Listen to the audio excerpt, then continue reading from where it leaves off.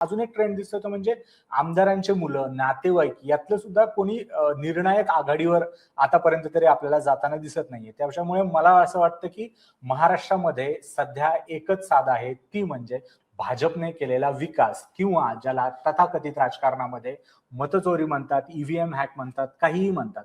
असे अनेक आरोप भाजपवर केले जात आहेत. त्या आरोपांना कोणी सुद्धा आतापर्यंत इतका ठोस पुरावा दिलेला नाहीये की तो आरोप पूर्णपणे म्हणजे बरोबर सिद्ध होईल.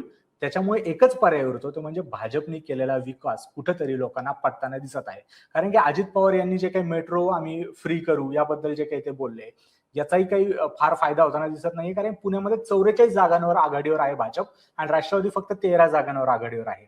अगदी म्हणजे तिकीट भरण्याच्या वेळेस झालेली जी काही गोंधळ होता, त्यातनं चांगले उमेदवार दादांच्या हाती लागून सुद्धा फक्त 14 जागांवर दादा आघाडीवर आहे.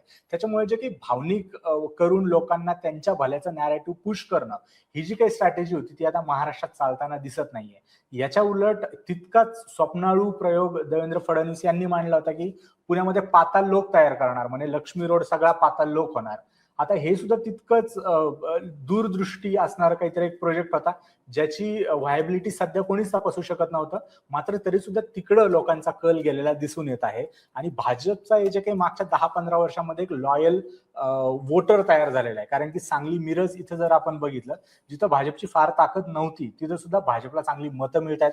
कोल्हापूर सारख्या ठिकाणी जिथं महाडिक 2-3 पक्ष बदलून गेले होते, तिथं सुद्धा भाजप आघाडी घेताना दिसत आहे. सतेज पाटील सारख्या खंदा एवढा मोठा नेता समोर असताना. त्यामुळे मला असं वाटतं नाही, या भावनिक साध्याला एक खूप मर्यादित अर्थ आहे. तिथून पुढे भाजपचा विकासच महाराष्ट्राचा सगळीकडे बोलतोय.